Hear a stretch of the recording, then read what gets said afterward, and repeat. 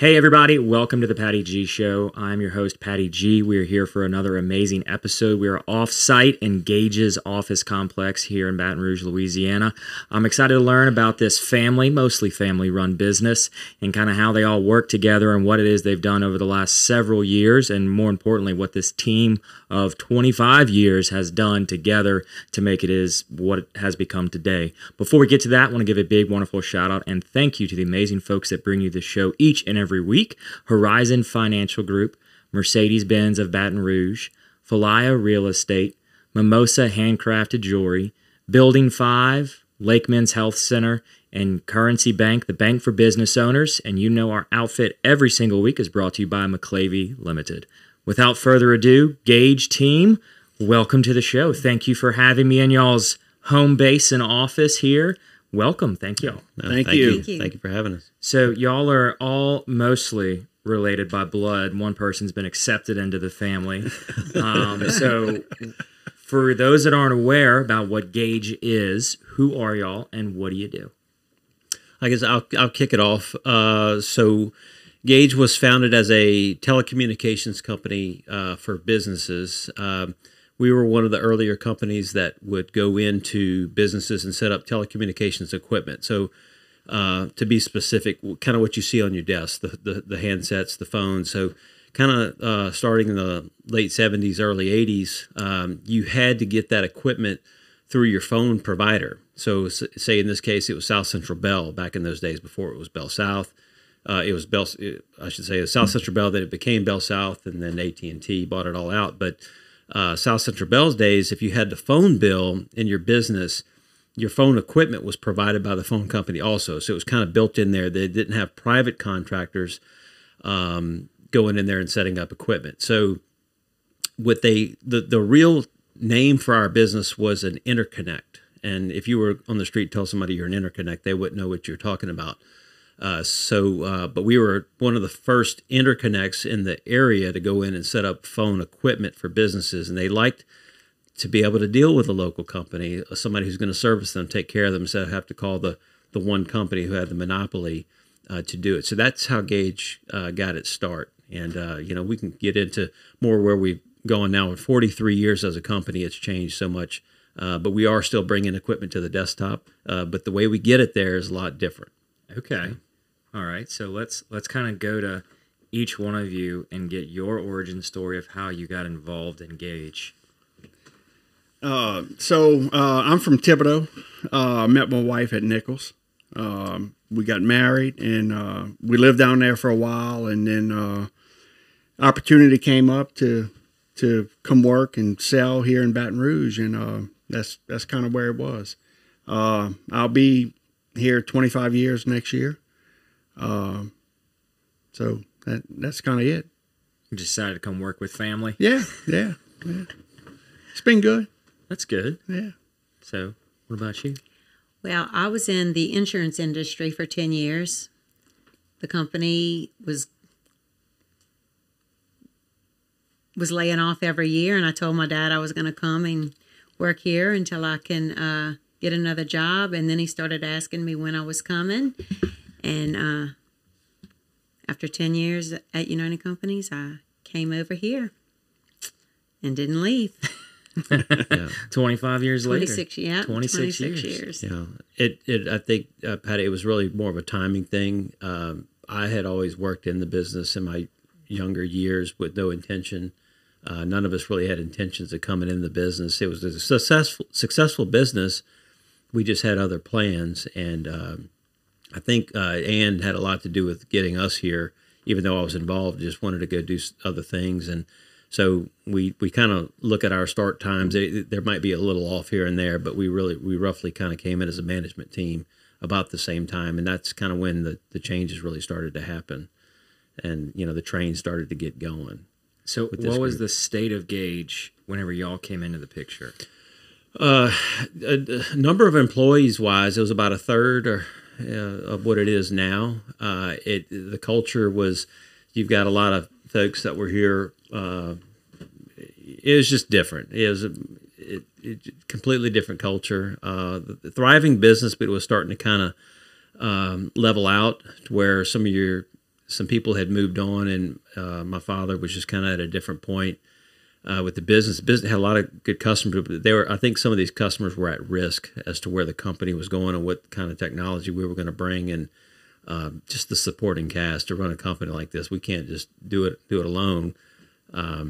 We had the foundation there for the business, but it was going to take somebody else, and it doesn't always mean it has to be family. It's just how it worked out. It just with our backgrounds, we think it was a perfect fit for where we were coming from individually and where we wanted to go, and young families, and we had to make it happen. So, but from that time, we had to make some changes real quick.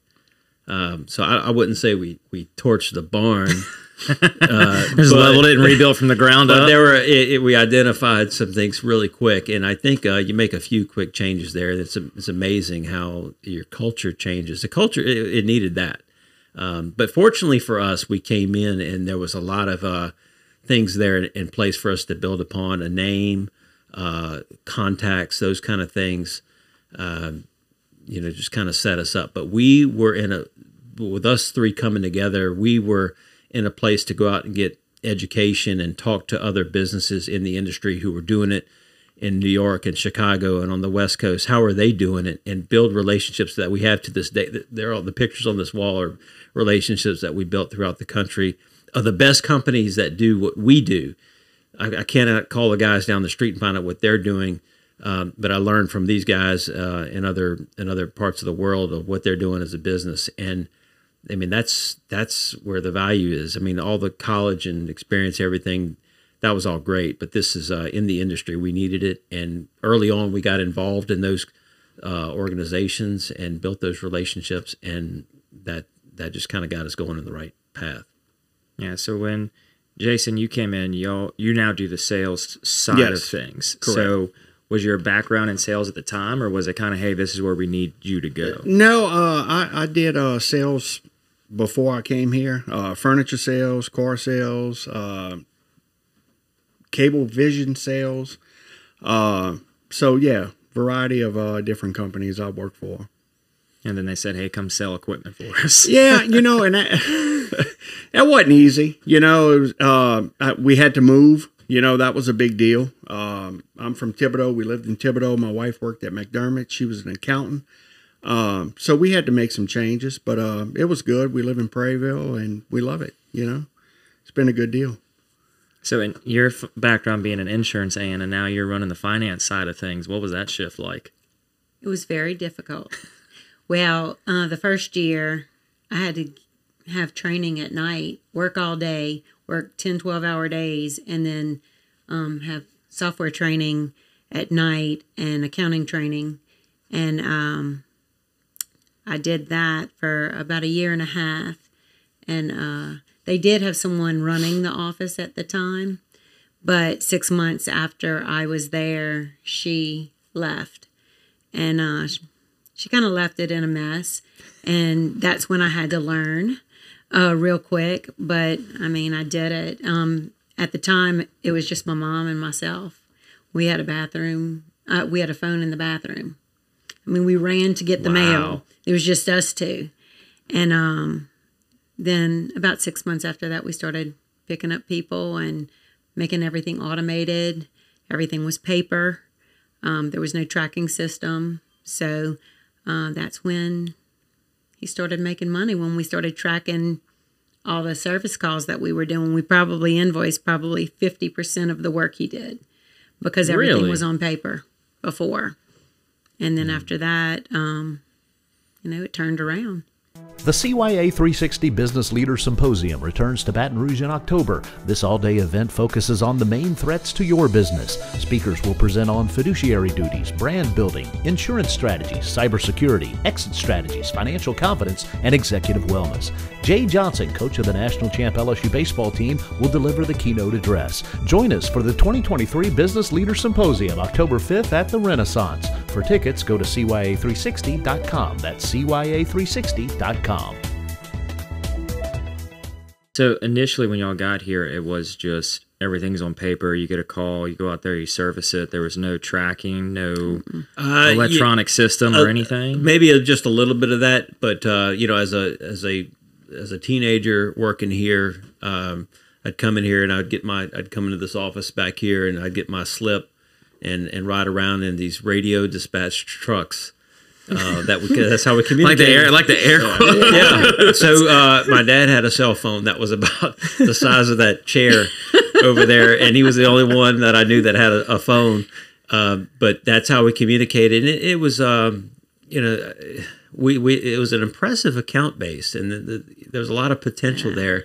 It was just the cast around it. As Ann was saying, it not only technical in the field, the technical side actually was fairly strong. Administratively, it was kind of there was a trust thing there, and it just Ann was probably that was the right thing, the right time for all that to work out. And her background and her training, I think, was so huge. So when I came here, I was just so impressed with. By the time I came back, because she kind of came back first, and when I came back, I was just impressed with changes that she had already put in, and the staff that she was starting to build around her. With a couple of folks came over from United Companies, which was one of the first public companies here in the area, I think. And so it was good. It was just it was an exciting time. This is kind of the millennium age, 2000. Those age we're really starting to make changes and bringing on young folks and that are still here with us today, that believe in our focus and our values and our mission that we still carry. So you grew up in the business, Greg, and then you went away. Where'd you go? So I went down to Nicholls State University. We all kind of ended up in Thibodeau, but I was there just to get a business degree. Still to this day, still very active with the university. I just wanted to do something else. I didn't want to be here. It was just different times, but it was a good job for me when I had availability. But I learned. I estimated by the time I was 18, I'd probably been in and out of 500 businesses, and not many 18-year-olds can say that they've done that. And I was more of as a helper or a service person. They didn't know who I was or who my dad was or whatever. But I had just saw so many. I witnessed so many things. Even if I was paying attention or I wasn't. I mean, these are some businesses that you know of, Pat. Like these are businesses that you just go in there and you see things that, like, man, that's cool. And I'm just collecting all this nuggets of information. Legally, I'm just listening and talking to people and meeting people, and so that was valuable to me. But even I didn't want to come in the business, and I think by my junior year, maybe. Ann was recruiting. She was kind of here, and what are you going to do? And I didn't know. So I think by my junior year, I committed that I was going to come back into the business. So fortunately, I had a little bit of that technical background.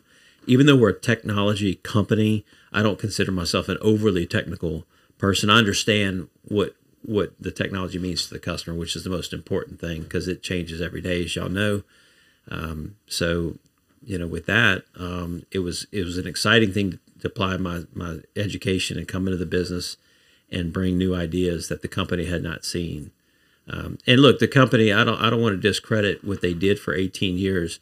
There was a lot of success. They built this building here in the Industrialplex, as I was mentioning earlier.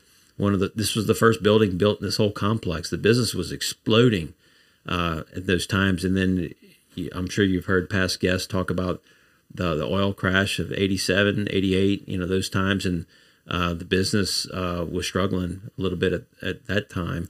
And then they rebounded. Well, I know that the reason family was not in the business from the beginning is because they had partners, and they had said no children could come into the business. Well, by the time I came, he had bought out his partners. Great people. It just didn't work out. And after he saw it could work, and he saw that we wanted family, that's when we started bringing everybody in and turning it around.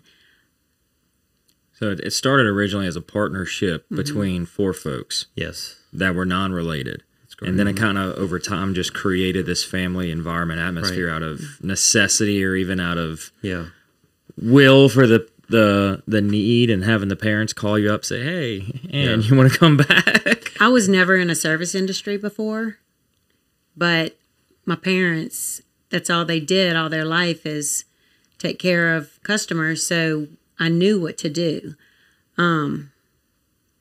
So that's kind of, I mean, when I came in 100%. And I didn't look back and put everything we had into it. Yeah. So the partners, it should be noted, the partners all came over from South Central Bell. So that's where the background came with the breakup of the phone companies and them getting into the business. These great people, and they had the family atmosphere. It just something had to, over time, time, we say it all the time has a way of working itself out of things. And it was just time they decided to move on, or this person wanted to do something else.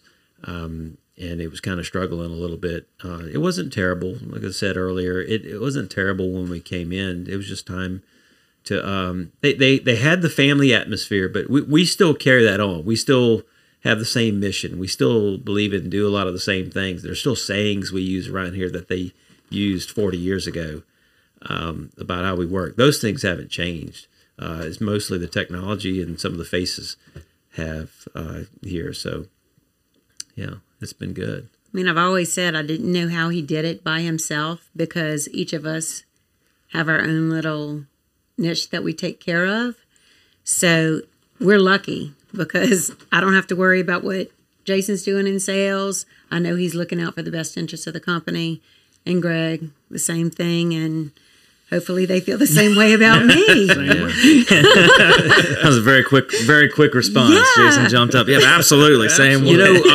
One thing, my dad says he knows that it's not a work ethic problem in this room right here. Like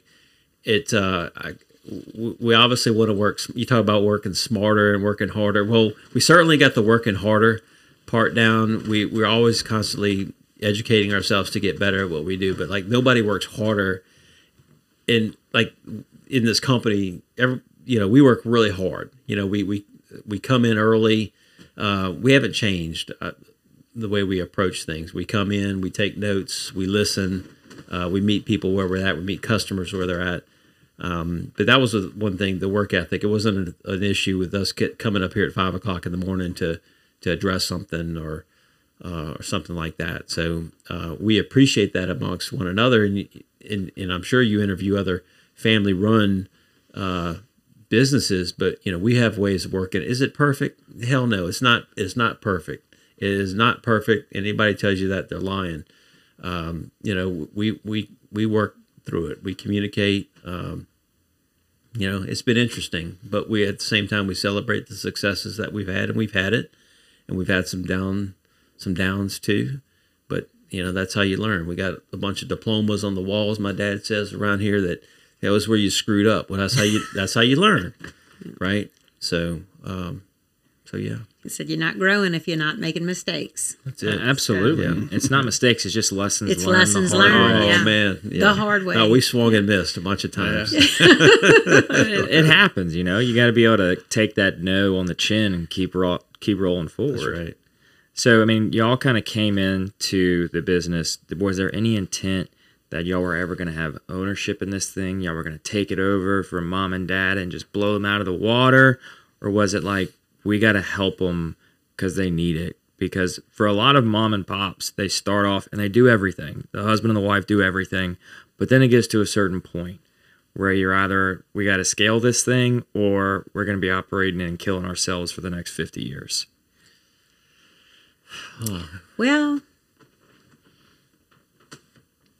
I don't think they ever intend. My dad still shows up every day for work. He's been off the payroll. I mean, he loves what he does. He's old-fashioned. Whatever he has is going to his 4 kids. And Jason, he looks at our families as the 4 groups of people. So it just so happened that Jason is one of, married to my sister. That's his belief, would we like to? He says, why do you have to buy something when you're going to get it anyway?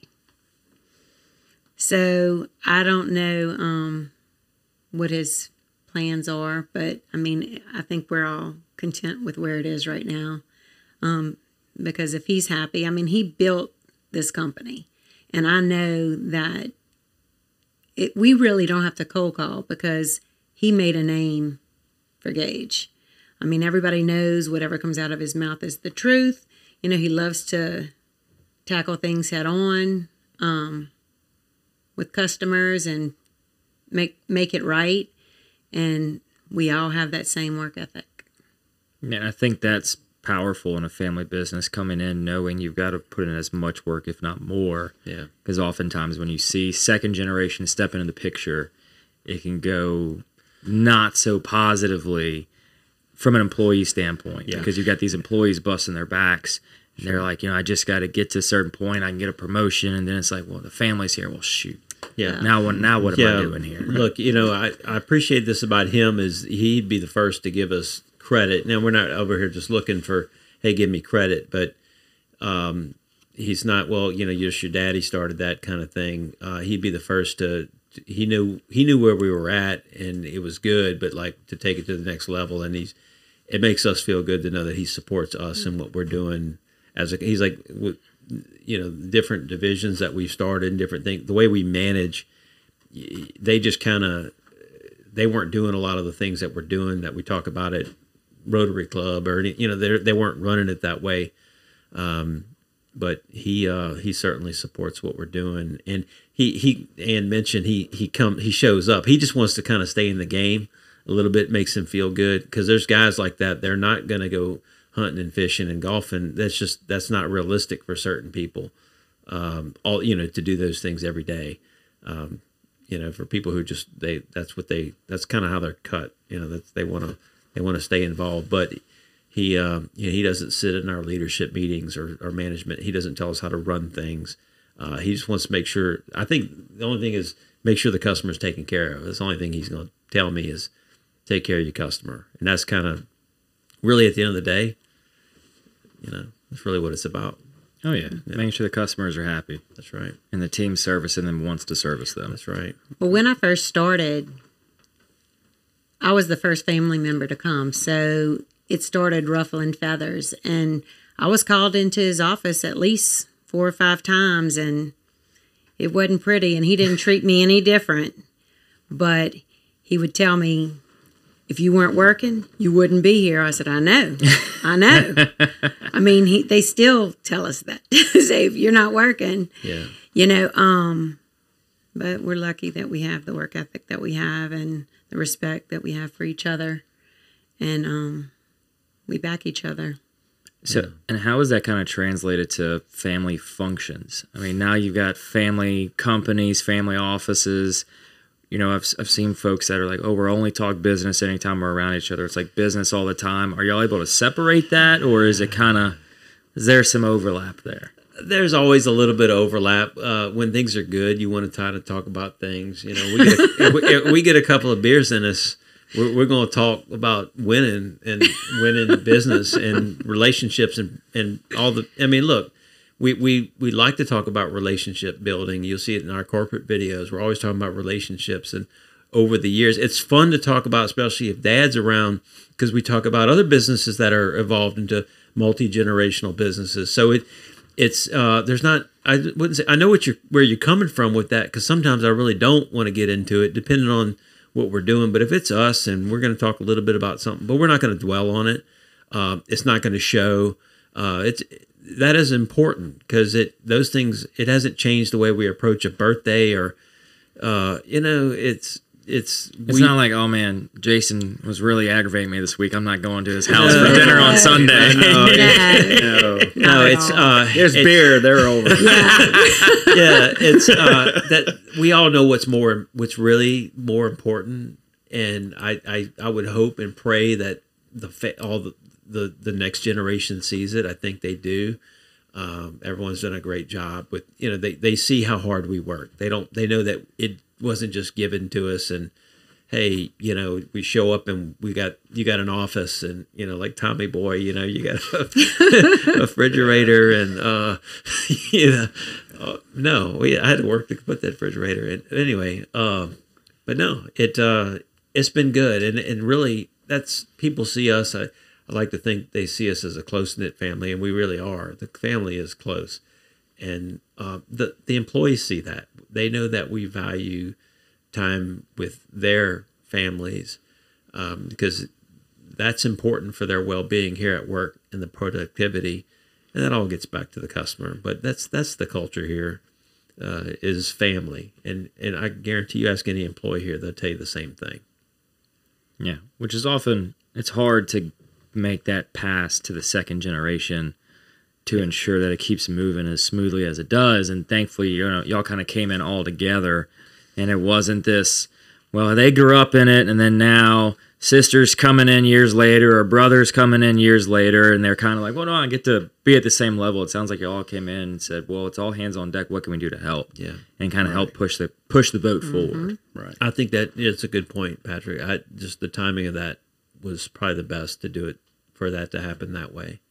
So, and you said y'all have got multiple divisions now and kind of have evolved the products over time. When y'all got here, what were the divisions? What were the offerings? So, when I mentioned earlier interconnect, that specifically speaks to telecommunications, telephone systems, and equipment. So, what you see there on the desk in the company, when it got it started, it was putting out these mechanical key phones that you see on some of these old 70s shows with the lights. And it was, I got trained on how to work on those kind of things, but that was the focus of the business, was the telecommunications equipment and everything that around that, cabling and intercom and those kind of things. Low voltage, when I say low voltage, just telecom type equipment.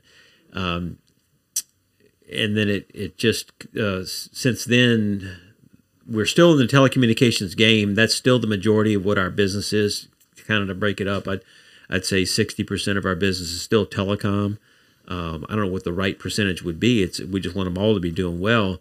But we evolved into IT services because the telephone was becoming more of a device on the network or on the IT network, and you were seeing a lot of the interconnect companies, specifically here locally, they weren't going down that path and didn't really have any plans to, which was, kind of good for us.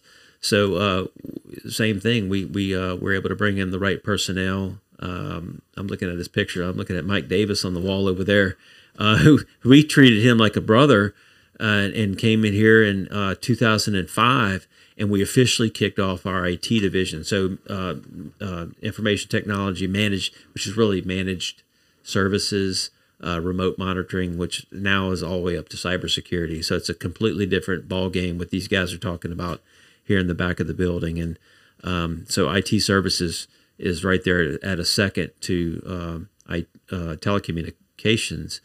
And then, a lot of people are seeing these generator ads that we're running.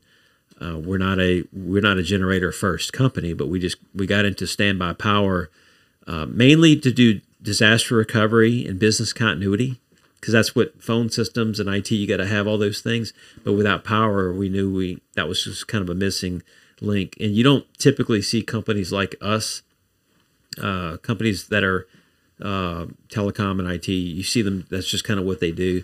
But we had the right skill set to get into that business. So we're about 10 years into that game. Cummins has been around 120 years.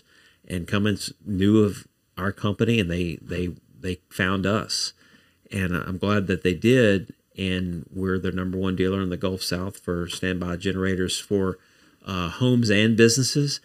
Now, the interesting thing about that is that's the first time in our company's history that we became a B2C type of a company dealing with your residential and your consumer type thing instead of the office manager or the owner, because that's how we did things. It's different conversations. It's a different conversation, different needs, but a lot of times it was built off the relationships that we had accumulated over 40 years with these folks. So it was kind of, if somebody wants to buy from us, we had to just transform the way we do it. And the way we market is different. You're talking to a whole different, the mindset's completely different. So there's some other things sprinkled in there, Patrick, but we kind of broke it down into the 3 arms: is telecommunications, IT services, and standby power. And look, we're talking about residential, but we're also doing commercial, and we're pushing our way up into more industrial type things. There's some pretty big projects out there that we're working on. So it's exciting. The model of doing that business is so similar to the other things that we're doing. We're just working on getting the right people and the right training, in doing it. So we're just, every year. Last year was our best year ever. The last 2 years have been our best year ever as a company. So, and you talk about employees and training. So, Jason, on the sales side, you've got these 3 facets with others sprinkled in. Mm-hmm. How has the sales training evolved? It's been a challenge. Okay, there's a lot there to sell, a lot of opportunities. Our cloud voice product, which is our voice product now. That's the really the pinnacle of this company. I think it is.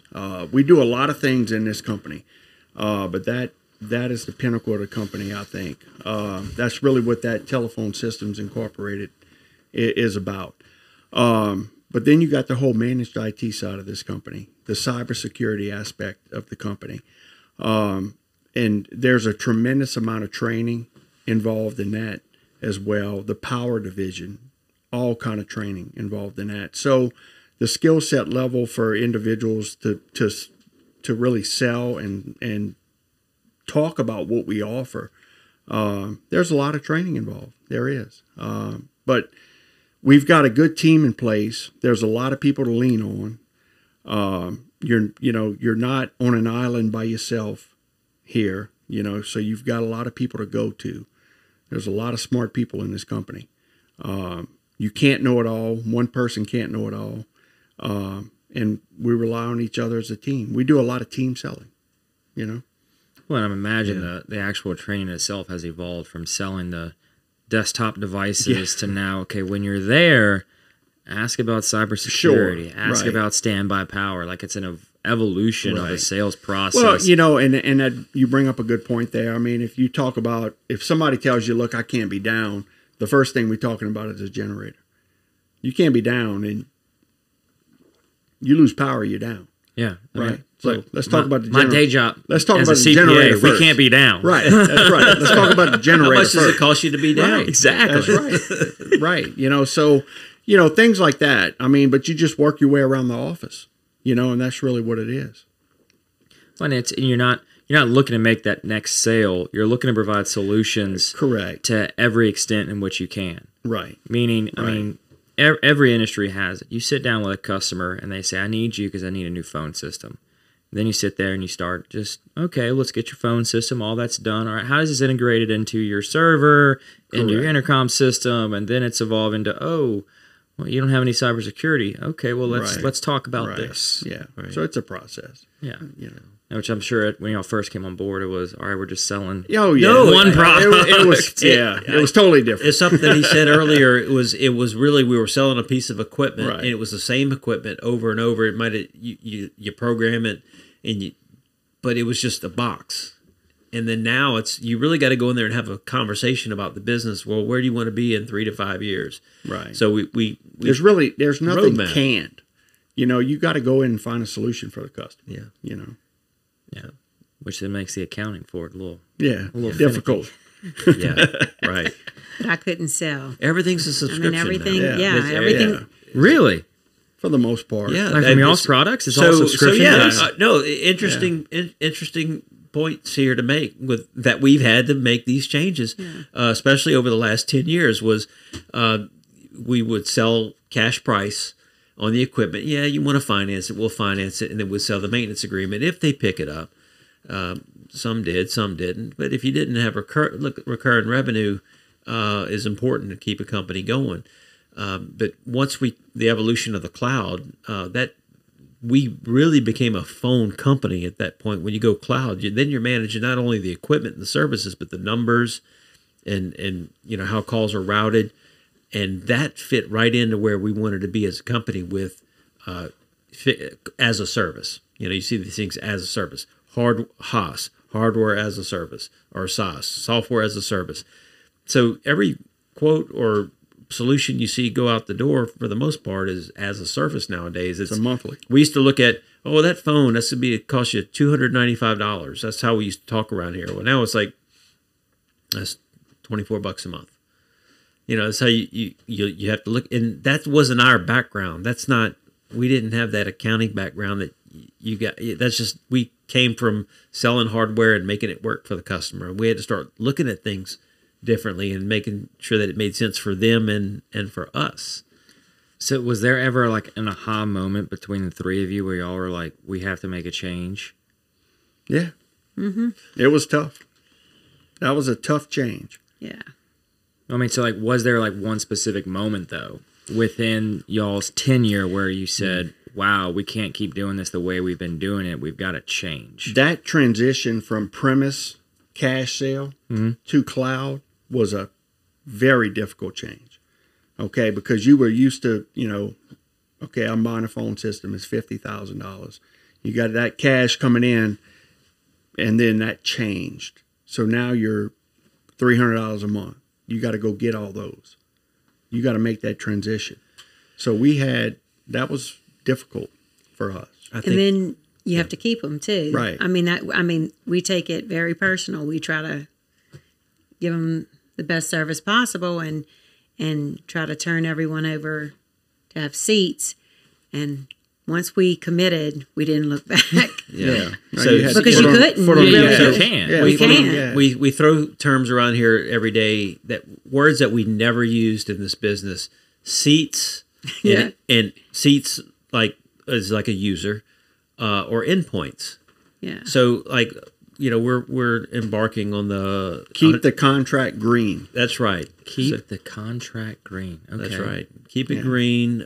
So happy customer. We've got some very big audacious goals out there right now with our EOS program. We're doing entrepreneurial operating system right now, and it's all focused on building up our endpoints, and that could be any of those divisions I was just talking about, telecommunications, IT, or even generator.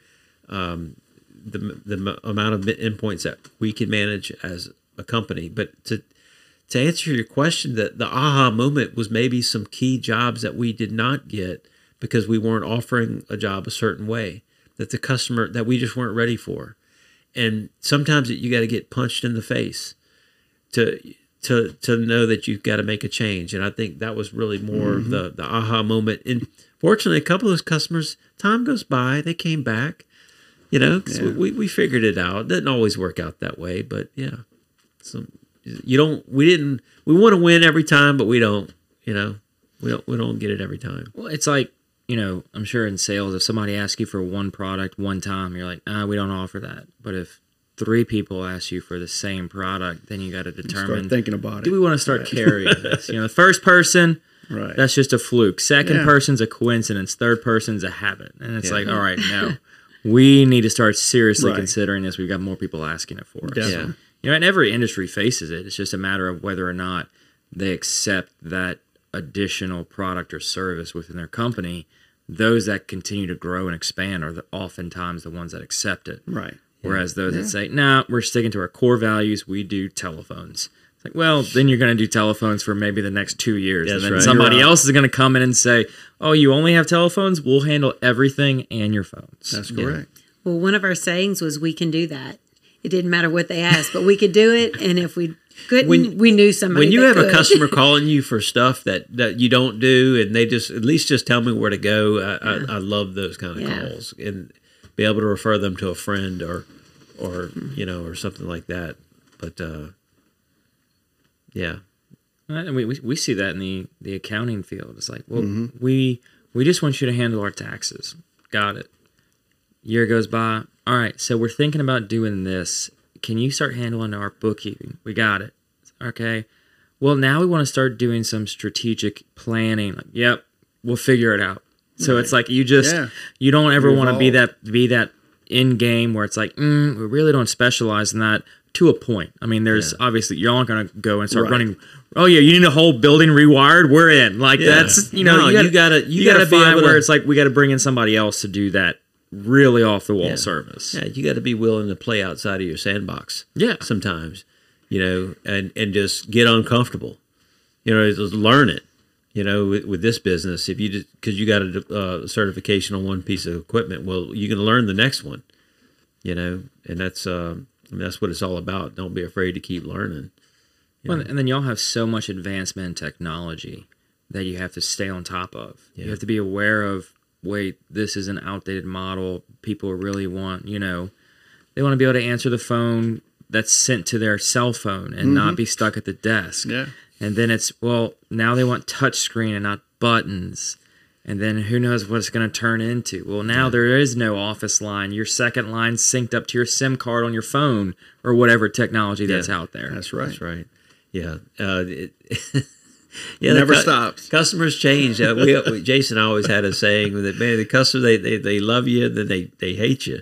They love you and they stop loving you or something like that. I just pulled off a miracle a year ago and you're pissed off because you weren't able to answer a call on the second ring or something like that. Like how the technology is important, but I mean, come on, like I'll tell you, it's not perfect. It's not perfect. No. You see what's going on out there.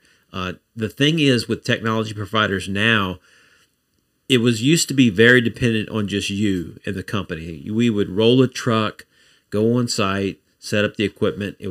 We would set everything up and it was one kit and caboodle. We did it all.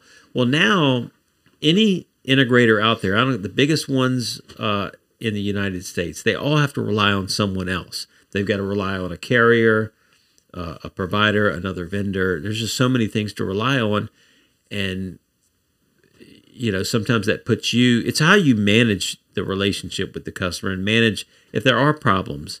But making it easy for the customer at the same time. But you cannot do it. You cannot do it by yourself anymore. The solutions that we're providing. There's just so many relationships that we have to build with these companies to deliver the solutions that we do, and hopefully we pick the right partners. We try to be, I say, loyal to a specific set of partners. We don't just try to work with anybody. We're very selective with those things. Well, you have to be because your name's on the line at that point. Right. If Jason makes a sale and he's like, "We got it. We're going to have this person come out and deliver it," and then that person doesn't show up, is late, XYZ. Right. It all comes back to you. They're calling up Gage. Well, hang on. You told us it was going to happen. Don't you blame your third party vendor. That's right. This is on you. Right. You don't get that luxury whenever you start outsourcing. Just because you're outsourcing doesn't mean the blame gets shifted. Yeah, and they don't want to. They don't want to hear that from us. And the attitude is, it's our problem. I don't care if it's really, it's our problem. Yeah, And we did have to get used to that because whenever it was premise based, we could fix it. Now we're at their mercy too, waiting on them to fix it. So you just have to. We learned what to tell the customers, how to handle it. We've made mistakes. We've tried to fix them. We kept some, we lost some, but we're still going. And then now I feel like there's an ecosystem that's been created where there's so many people flooding in that you've got competition you weren't expecting. Initially, you're like, we're the lead telecommunications company. Well, and then now you're like, wait, now we're offering IT. There's a whole different marketplace of people that offer IT and just IT. And not just local, national. Yeah. Oh, yeah. For IT, it's national. Oh, yeah. That's right. So they're calling, company out of Texas, calling your customer, and that's, and ultimately when it comes down to it, it comes down to service. It comes down to service. All the features, all the making your cell phone ring, the app, everybody's got that. It's the service part of that. Yeah. How fast can we get a problem resolved? And that's what it comes down to. Yeah. There's not always a feature that's really, back when it used to be, there's a feature, these guys have got that. I got to call them. They can do this. Now it's like everybody's kind of got the same thing. It's just the way you take care of them. It's going to be. I mean, it's kind of a vanilla, boring thing, but it's like it's real within this company. Yeah. You know, the way we do it, and to be able to deliver that service to the customer. So you mentioned, Greg, EOS. What is that? So EOS has been around, I know, quite some time, but Entrepreneurial Operating System. It's very popular among businesses with anywhere from 10 employees to 500 employees. And I'm losing thought of the guy who started all that years ago, but it's a proven process that businesses deploy into their business. We're about Gino Wickman. Gino Wickman. So we're about 6 months in on EOS, and if you Google it,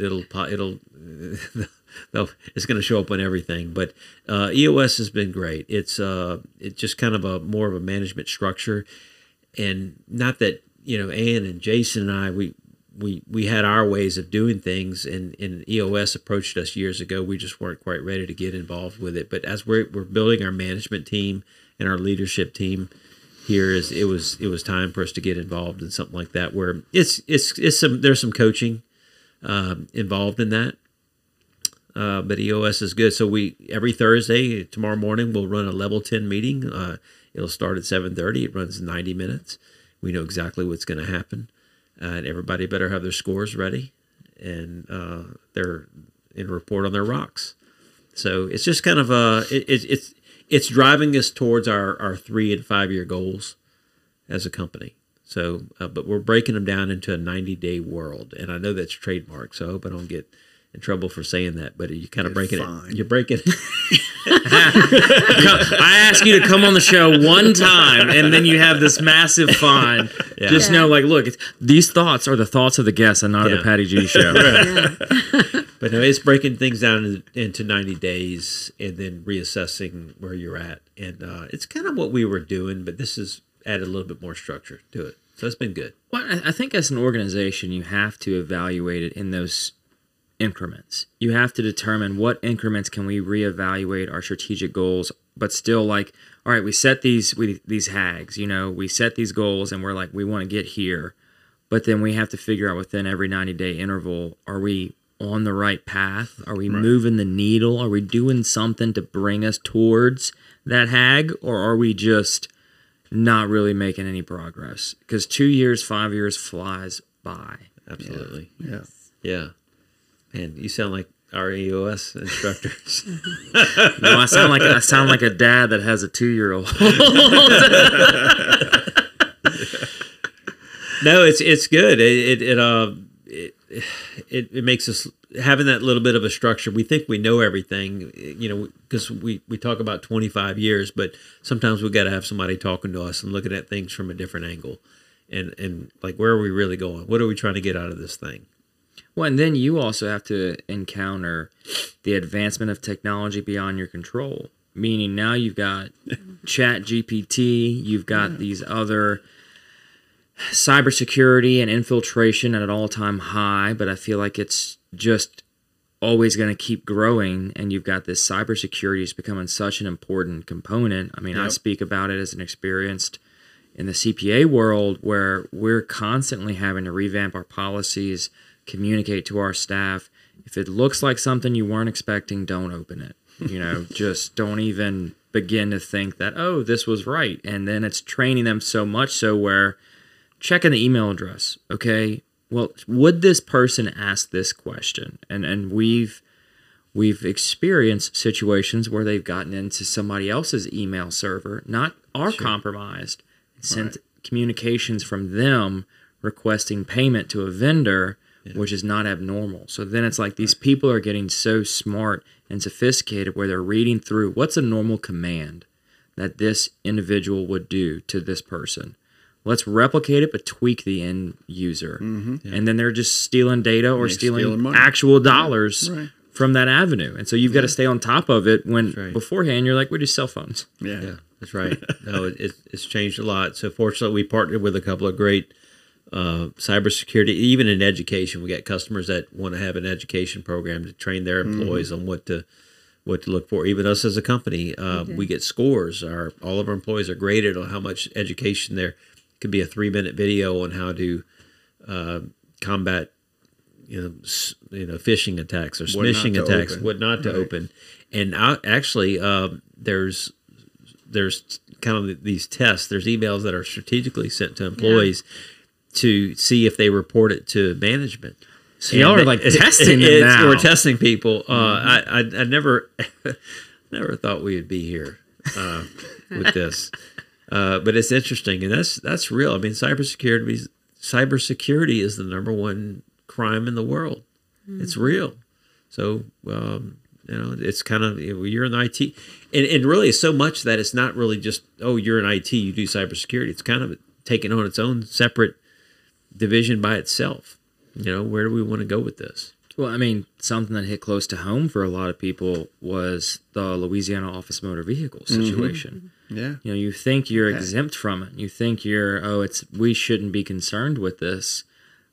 And oftentimes people don't think about it until you get an email saying your data was compromised. Right. Yeah. Sorry. And it's like, we're sorry. Okay, well, what does that mean for me? What do I do? How do I handle this? Yeah. And from an organizational standpoint, the first call that your customers are making is to you. That's right. Hey, Greg, Jason, and Ann, what the heck? How'd somebody get in my system? Aren't y'all handling this? So sounds like this has happened before. Hang on, let's back up. Sounds like you've gotten this phone call. We've had things, certainly. We meet, especially with your IT customers, we meet with them regularly. We have these things called ISRs. Insight is the name of our managed IT services program, and that's really where you're going in there and talking about your roadmap is where they want to go for a company. But it's like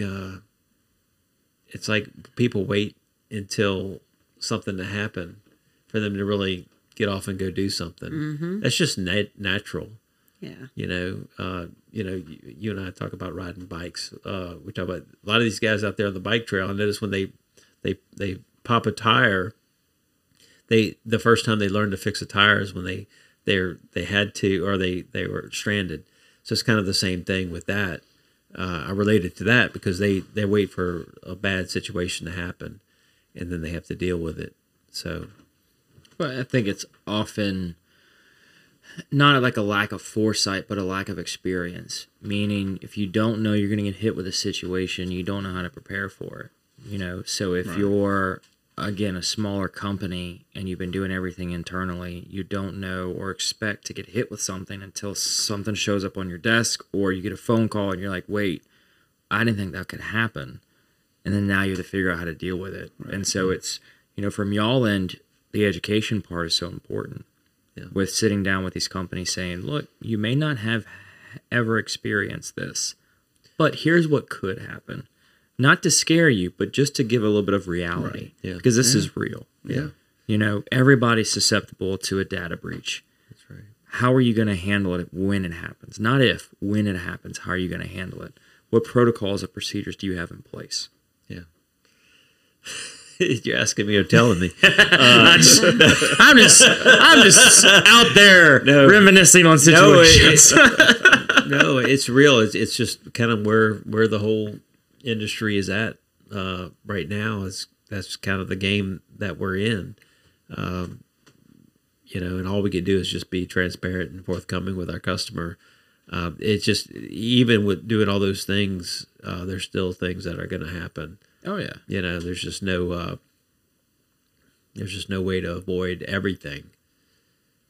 So, to kind of shift gears a little bit and start the descent to put us back on the ground, what would y'all say is your ideal customer or your ideal partner within what y'all do?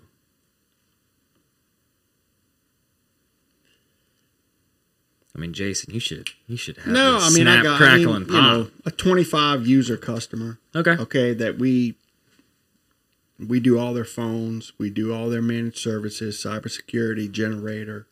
That's really our wheelhouse. We do 4 phones. Yeah.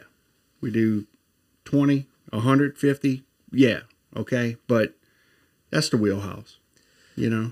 As far as the demographic or the vertical, whatever you want to call it, it's, some of our bigger things are, your financial institutions, your automotive, industrial contractors, those kind of things. But I cannot think of one type of business that we do not do. He's kind of speaking in terms of sizes.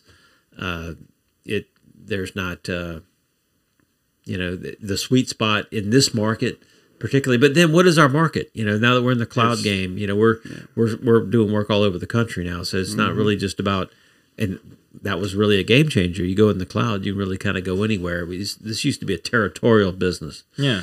Well, and we've got people consuming the show all across the globe. So it's like, who's your customer? Yeah. It's nice. We've had some customers that have expanded, that have gone globally, and being in the cloud game, it makes it a lot easier to spin things up. It's a term we spin things up in the cloud every day. We got equipment right out there in that hallway that's going to Indiana next week for a customer that's Louisiana based. So it's that the answer to your question as far as with ideal customer, it's changed because of our reach. We can kind of go wherever now, and how we're going to take care of them. And customers are used to that now. You don't. So I'd like to have that local feel. We don't have to necessarily have an office in their city. This is the way we're going to take care of them. So. I think of all these, private education and, industrial and all these different schools, churches. It goes on and on. We're very involved with religious, churches and things. So it's kind of a mix. Yeah. It's kind of all over the map. It's all over. It's all over. Yeah. But then you got residential for folks that want continuous power. That's correct. That's right. Because nobody really has a home phone anymore. Let's get honest. That's right. But everybody wants continuous power. Yeah, that's right. Yeah. Well, they want peace of mind. They want peace of mind, and it's just as we were talking about earlier, is somebody you're seeing the buyer. Maybe they're buying for an elderly, a parent, or something like that, and this person's got a machine that they're on, and they're telling you this story that you used to never talk about. When I'd go sit down with the CEO of whatever bank, it was different. It was all about efficiency, and we got to run, have a profitable business. And then now you're talking about somebody as well. If this thing doesn't work, she's going to die. Yeah, it's just different. It took us some time. It's not funny. It just. For us, I look back, I was like, are we really doing this? The generator better come on. Yeah. Well, but you set yourself up right with the Cummins motor. Yeah. I'm a big Cummins guy. Yeah. So that was the best. That was my previous vehicle. I bought a specific year because it's right before they changed the electronics in the motor. So I was like, 05 Dodge, 2500 Cummins. That's the best motor right there. And so them shifting into the continuous power game, I'm like, well, yeah, I'm not going to. That's what I'm going with, because you have this heritage and this lineage of this corporation and this business knowing what they know, and now you can get behind their product and really push it. This company is not something new. They've been around for eons. Yeah. We're just now newly offering what they've got. That's right.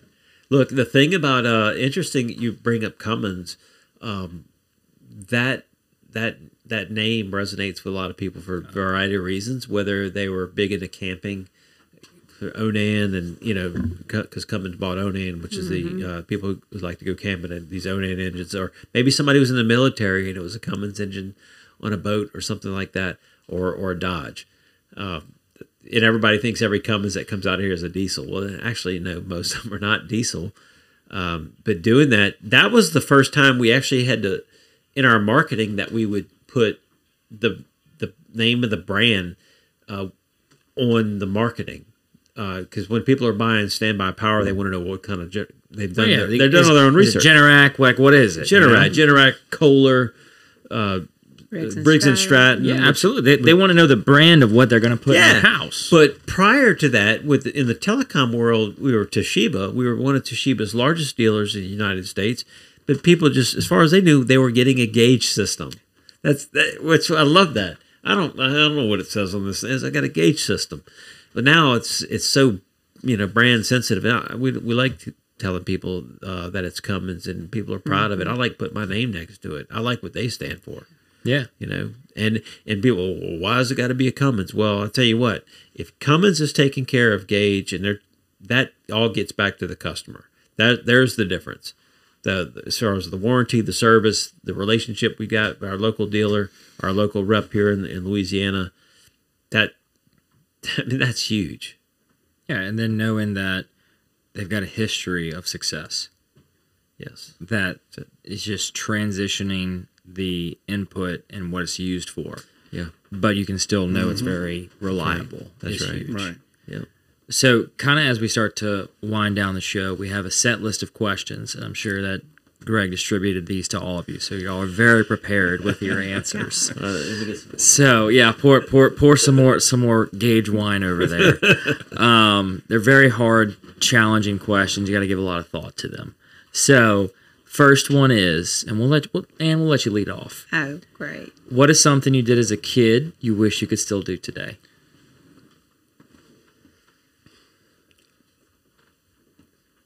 What did I do as a kid I wish I could still do today? Do a cartwheel? Yeah, that's acceptable. That works. It's being more mobile, right? Yeah. More flexible. All right, gentlemen, your turn. Ride my bike to school. So you'd still want to go to school? Bicycle to school. Yes. Okay. Yes. Interesting. Never heard of folks wanting to go back to school. I wouldn't mind. Junior high? That's good. For me is to be able to go to the clubhouse with my friends, especially in these months, the dog days of summer like this. Those are the best. I mean, it's 98, 99, 100 degrees. It's a little warm out there. Shit. It's hotter than that. Yeah. All right. So we typically ask for 3 lessons. So we'll take a lesson from each of y'all that you've learned along your way within your career. It could be here at GAGE. It could be prior to GAGE. Just a lesson that's kind of resonated and stuck with you all these years. Always be honest. That's a good one, especially in sales. Mm-hmm. Yes. All right. I'll say this is important, but do what you say you're going to do. If you say it, you got to own up to it. You got to do it. Absolutely. Yeah. Promise what you deliver what you promise. That's right. Yes. Yep. And treat people the way you want to be treated. Absolutely. I love that. See, I'll knock these out of the park. So for the third one, what is something you love about Baton Rouge? I'm going to edit this thing. I love the community. It's pretty tight knit. I think.